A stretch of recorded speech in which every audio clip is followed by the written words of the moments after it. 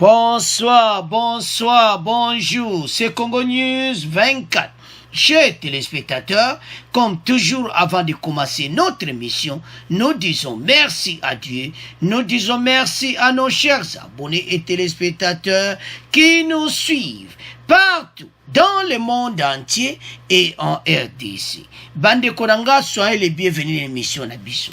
À la une, chers téléspectateurs, 80 organisations demandent le départ de la MONUSCO. Bandeko, ba ONG ba lobby biso sima ya peuple, MONUSCO il faut akende.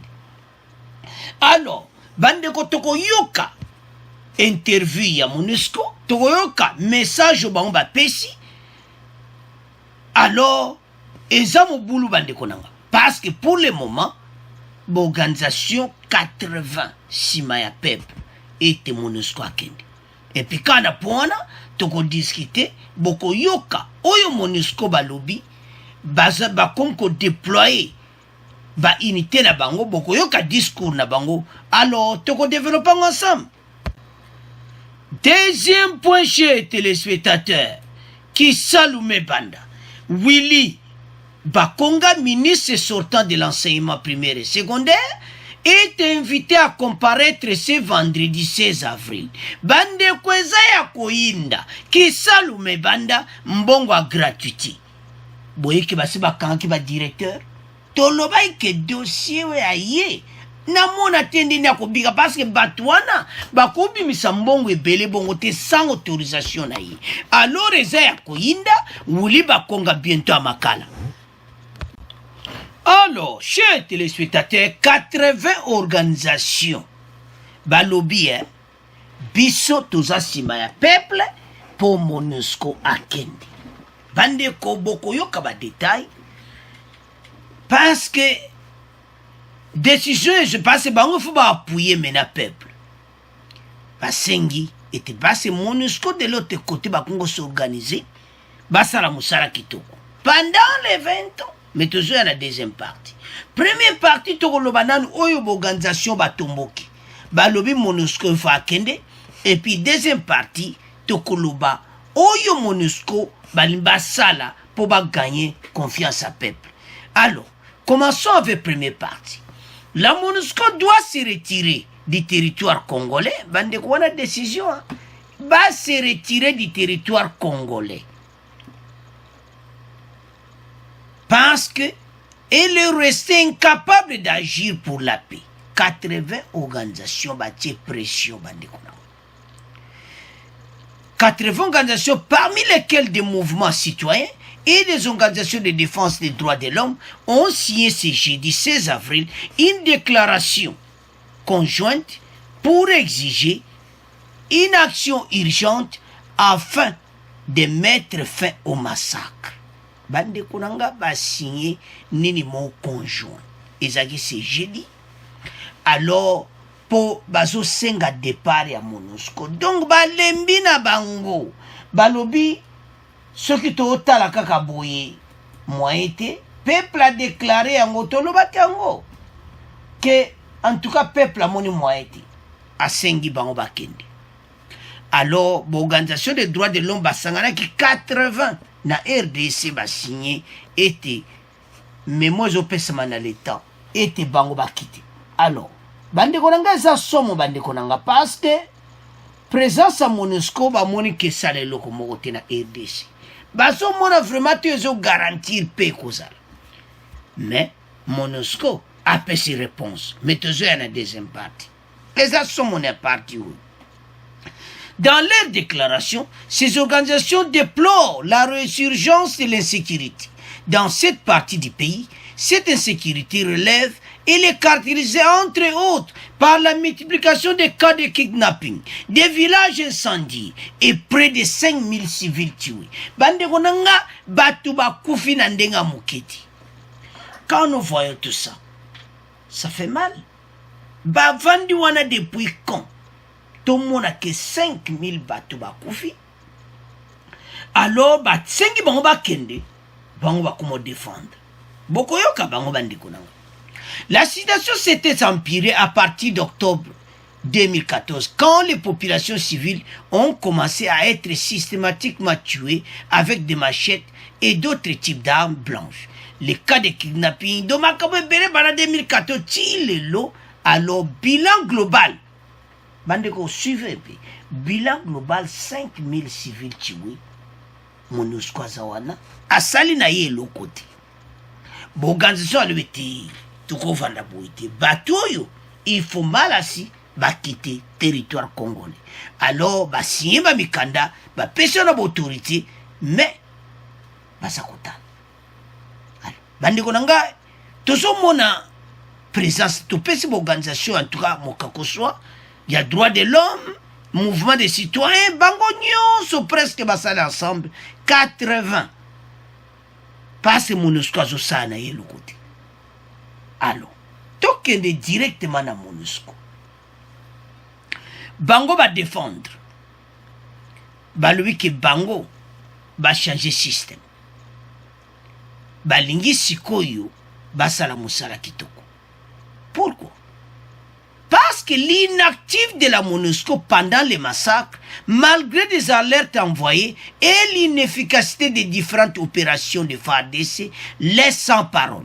Les stratégies nationales et internationales de l'instauration de la paix et la justice dans cette région ont simplement échoué. Doba échoué Penza. Avec les 7 années d'expérience meurtrière, Basali et Lokote na Beni, pendant les 20 ans, tout le monde est le côté, alors 80 organisations basengi bakende. Si quoi toke na conférence de presse ya MONUSCO. Bande ko ba pesi conférence de presse. Ba lobi o to ba ko loba ta boko yoka bo loba me. Bato bazo saka na biso. Mais to yoka ba. Parce que l'organisation Oyo Bandekonanga Obasangani estime que la mission onusienne est devenue inutile et devra par conséquent se retirer du territoire congolais, que ce soit envisager d'autres mécanismes de protection civile. Déjà, les bango avance l'organisation, les atakutu, les changer ba solo, les sala ba stratégie, mais biso to senga bango bakende. Pour banda ba yeba zo sale le côté. Alors, boyo kasikoyo, oyo MONUSCO alobi. Balobi siko tonto changer système à travail. Pendant les 20 ans, bo changer na binoti. Avançons. MONUSCO alobi que tozo tia penda ba intervention rapide na likamu soke sami mbara moko tozawana. Batoyo. Oyo bozo sakana na biso ba congolais. Bo sale le côté. Maintenant chef à MONUSCO azolobake siko bazo sala be intervention moko rapide bandeko to kotiela bino boko yoka bango me bo silikati parce que bango bazo pesa opinion ou amoni ke banibasa mais ezo pesa moi passe kanda pe colère. Alors avance bango ba monete bako sala musala yango ngana zo monati soki batu mboki bakende bango efu bakende parce que situation eza mobulu. Ils ont dit ceci que banibasa la système opena makasi ba déployer ba changer système à travail basa la système ya sika pour ennemi akokati ba pesa bango temps éviter pour ba congolais pena nan ndenge ba organisation ba kotima solo yo nazo yeba te ce qui vraiment ba ko permettre bango. Alors avançons balobete ba osala ba système moko sikoyo ya travail makasi mais toyo kananu bango avant de continuer mission na biso po ekopesa colère mais aussi pour tika. En appui au FRDC, la MONUSCO annonce le déploiement de ses moyens pour stabiliser les provinces de l'Est de la RDC secouées par l'instabilité. Pour cela, les casques bleus déploient ces unités mobiles, flexibles et plus rapides pour contrer les attaques des ennemis contre la population. Annonce faite hier jeudi à Beni par Bintou Keïta, la chef de la mission onusienne en RDC, au cours d'un point de presse. On l'écoute dans cet extrait choisi par Peleki Pelamundo. Je tiens à rassurer ceux qui souhaitent nous voir partir. Nous ne nous accrochons pas, nous partons du Kasaï, nous allons partir du Tanganyika et nous travaillons à une stratégie de sortie, de transition pour que les institutions congolaises puissent assumer leur pleine souveraineté. Et je tiens aussi à rassurer ceux, nombreux j'en suis convaincu, qui souhaitent nous voir rester au moins dans ces moments très difficiles que vivent encore les provinces du Nord Kivu, du Sud Kivu et de l'Ituri. Nous restons pleinement mobilisés pour ramener la stabilité dans vos provinces en appui de votre armée, de votre police et de votre justice. Congolaises et Congolais sont en première ligne de ce travail, de ce combat. Mais la mission et tout le système des Nations Unies sont à vos côtés. Nos militaires sont en train de déployer 4 unités mobiles plus réactives, plus rapides, plus flexibles, qui leur permettront de mieux soutenir les opérations de l'armée congolaise. Alors, chers téléspectateurs, la MONUSCO déploie ses unités mobiles au Yopene à Makasi à danger. Pendant les 20 ans, vous salez les bichets en côté. Si vous avez déployé, donc MONUSCO va déployer ni modo à danger. Donc, système sous de travail. Dans ce cas, moi, bana 20 ans bosaliti siko peuple a lui ke bokende dégage maintenant bango ba c'est un système de travail ba lui qui va déployer ba nini mon mobile donc oyo kakado techno ya danser biso petondi bon éviter mais ça passe nazo monate mais ba yana lui bande konanga bo silikate. Pendant combien d'années? Mais là, bolimbo ça la peine déployer mon corps rapide, mobile, donc peine bouger, kuna do bayo ka pena ke indi. Banda kalawana. Bande ko bato bazana bekipement nyonso. Bazana nyonso bakoko sala pona biso. Mais nazo mona keza volonté. Est-ce pour éloigner un péché à Kabango, tout tank wana besoin tout tion, tank wana et ça va tank mon quoi cher et à bien.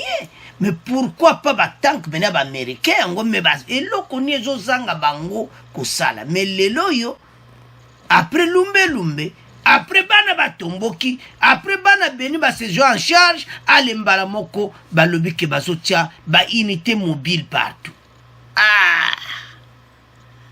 C'est qu'on te boule ne. C'est que le peuple a compris dans on dit. C'est pendant les 20 ans, vous savez quitter. C'est que vous voulez déployer dans danger, mais fort à danger. Bon, tout ça comprendre. Voilà qu'un gouvernement, si un contrat, non, alinga bino botika la main.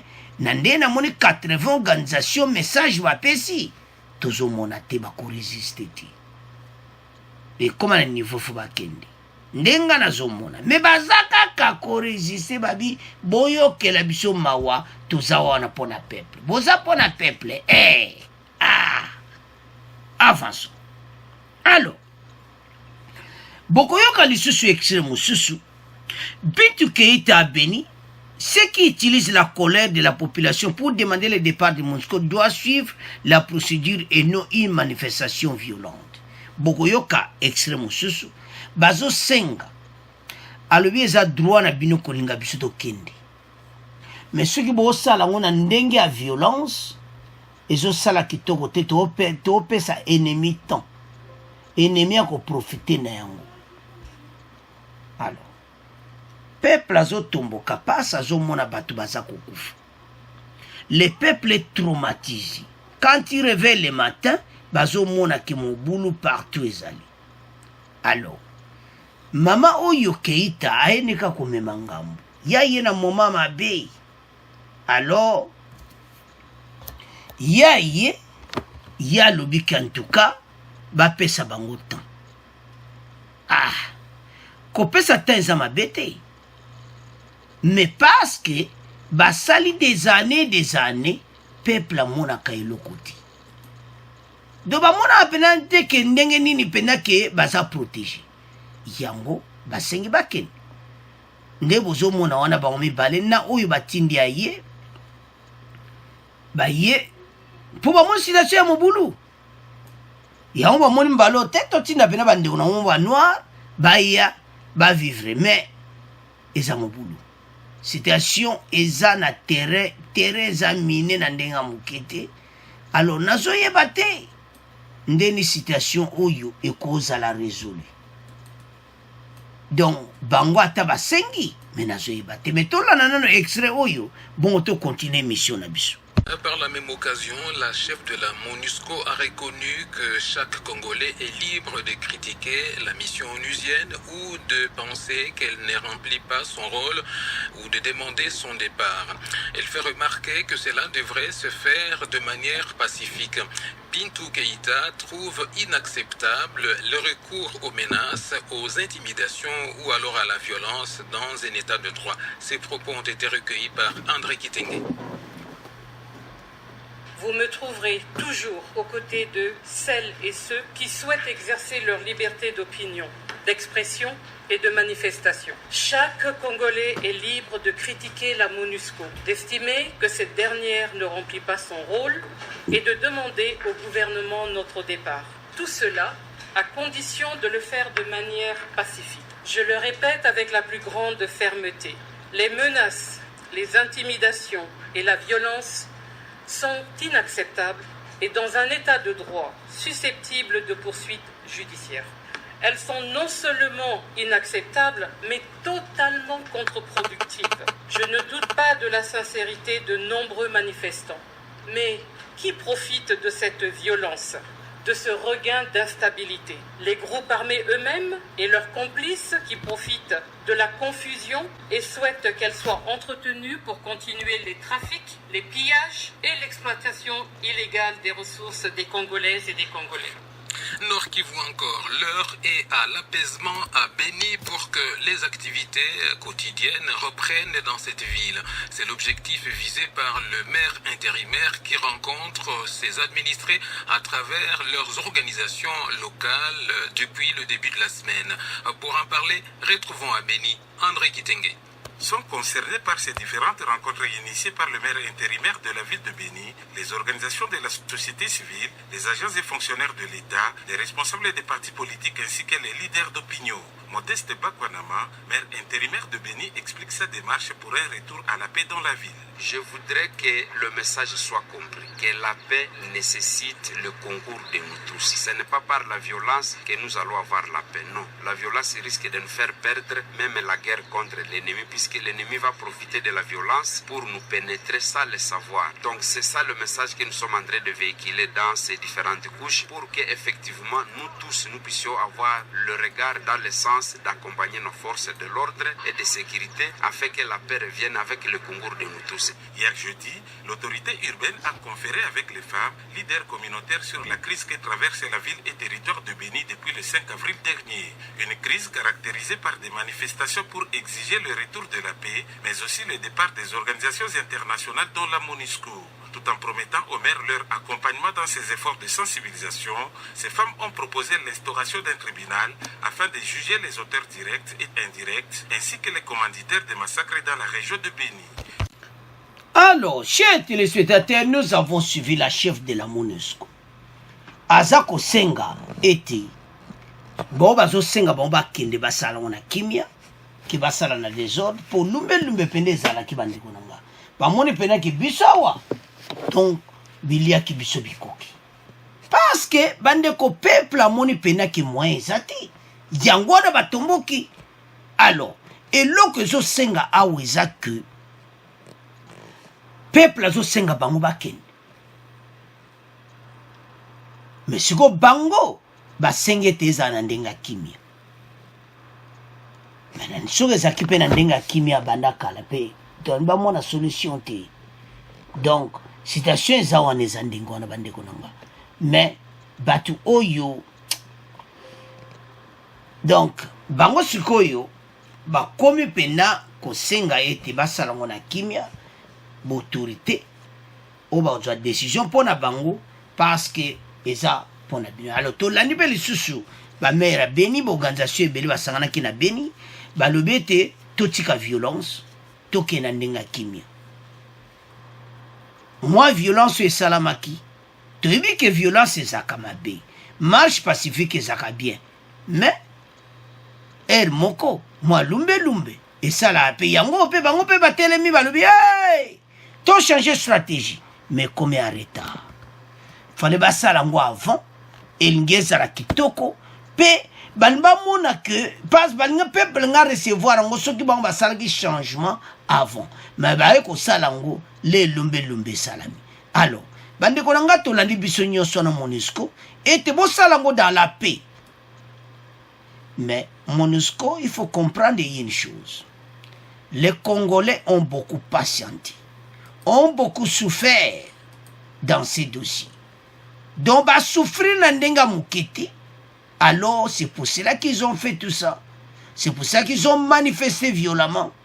Parce que, eza bangote, donc, ce ne sont pas la volonté na bango passi. Ils voient comment les gens meurent. Baso mona, donc, impossible. Donc, bata benito bazoye bate lobby sur kozala ndenge nini to chaque jour traumatisé ba okuta mutu babomi et MONUSCO ça les côté et tout ça. Alors MONUSCO baza conscient, mais problème to ezo se posa bango ba changer système de travail et c'est en retard. La EDC a perdu déjà, donc a perdu déjà batu oyo na situation oyo. Alors eza mawa bandeko na ngai dossier oyo eza penda o balobaka mobulu. Pourquoi tozoloba boyi? Parce que maintenant peuple côté na biso ba congolais a divisé en deux. Ba autorité bazo sepela ke MONUSCO nano akende te, peuple a décidé bakende. Alors ngana zo monate comment va résister parce que peuple ce qu'on a décidé ça moi passi. Alors l'autorité la beni bazo sala nyonso nde tolandi wana basangana ki pona koyeba ndeni bako attaquer dossier oyo ndeni bako zala un commun accord pour être situation oyo esila bande konanga eza facilité parce que mona comment situation ndenge leki mais bango moko basako même MONUSCO yema amoni pena ki basa raison. Alors bande konangai to comment résumer pour boyi peuple a sengi ba kende 80 organisations basangani ba kende to so mona tendeni ba ko résister. Alors to tika ngona bino to yoki ba poana nyonso.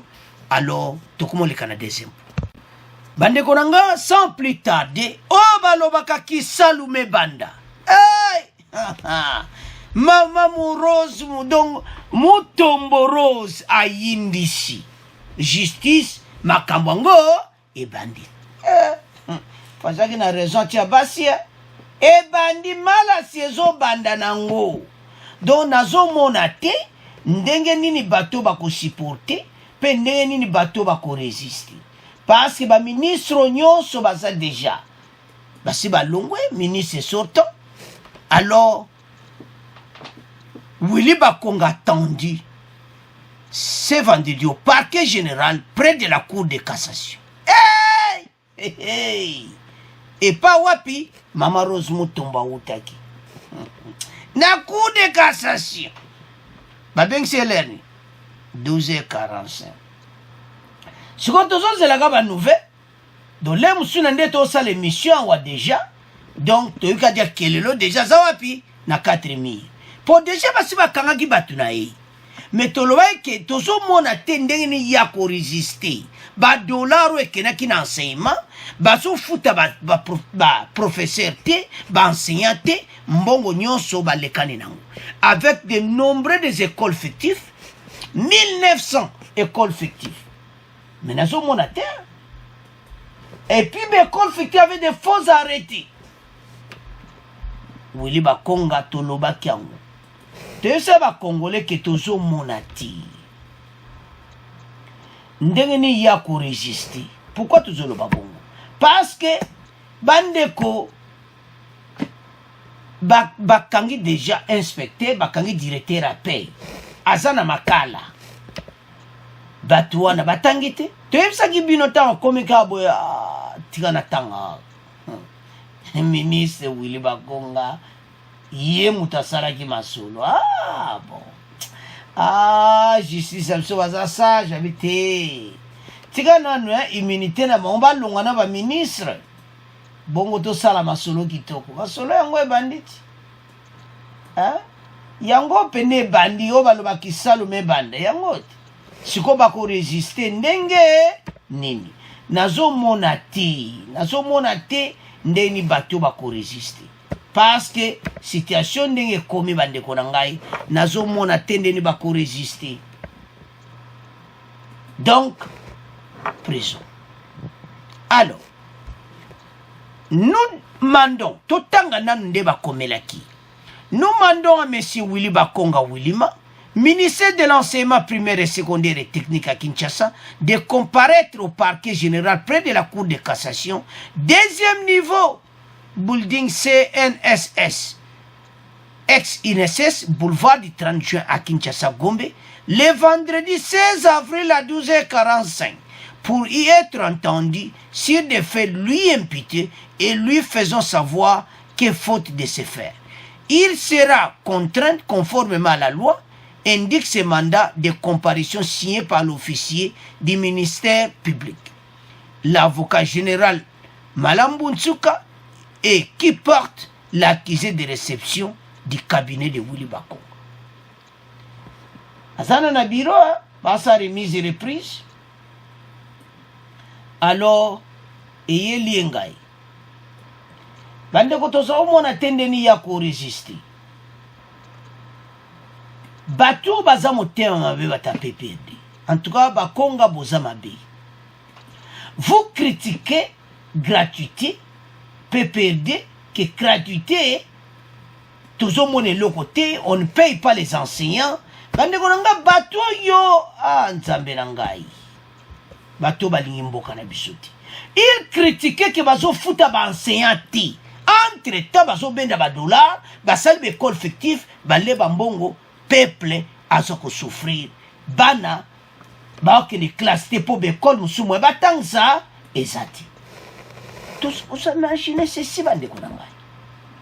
Au mona comment esprit ya batoyo pendant les 20 ans batamusi mboka na biso. Non, ce n'est pas possible. Donc, Bakonga aime pas de makala. Nazo monate ndeni ya résister. Obalubaka aime pas de makala, donc ba okangai. Bande konangai eza ba million mbongo ebele. Eza chaîne moulai na enseignement à peu près 18 personnes na kati enseignement primaire et secondaire. Alors, tokena na ba arrêté. Parce que l'école fictive ezai ba faut arrêter. Nani azai ko sala ba arrêter wana. Sikoyo ya yebisa biso. Monsieur Bakonga. Ba Congolais bazotuna ba faut arrêter ba école fictive pona ko lia mbongo a gratuité nani azai ko sala. Bande ko batoyo nzambe. Ezo sala pasi, son otala comment ba Congolais bazo souffrir, comment ba Congolais bazo regretter, et puis situation ya boye, bango ba kangi motema, ba lebete, mbongo ane fokato liam. Quel esprit! Mbongo ba enseignant! Ce mandat de comparution vient près de 2 semaines après la fin du procès sur la gestion des fonds alloués à son ministère, notamment par la paie des enseignants et les frais de fonctionnement.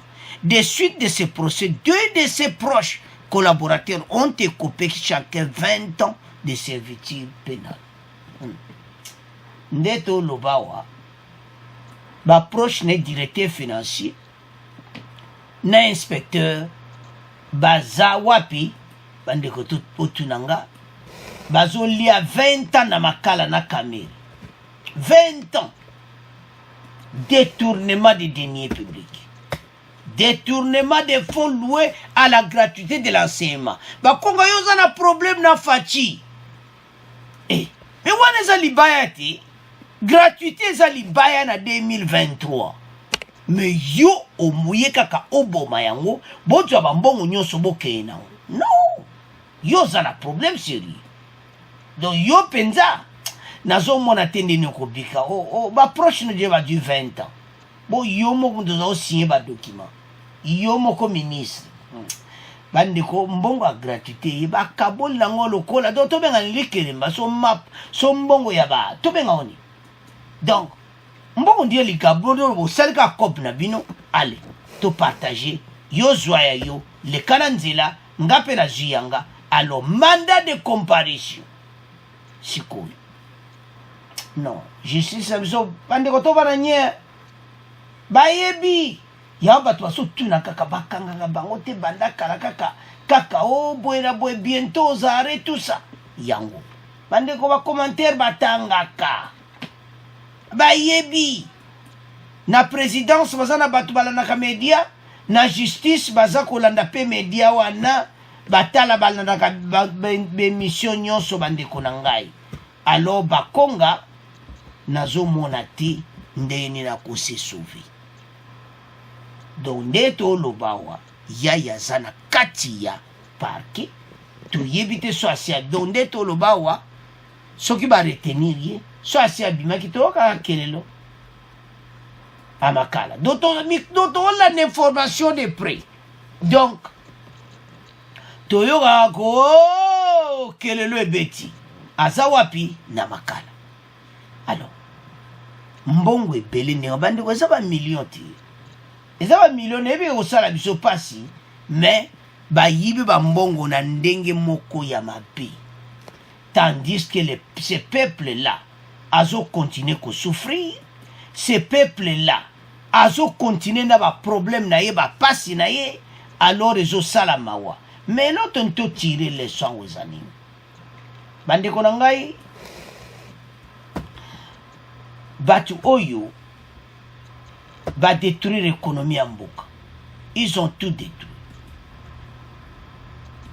détruire l'économie en mboka na biso pendant les 20 ans oyo bazaki na pouvoir parce que yé pas à monter à PPD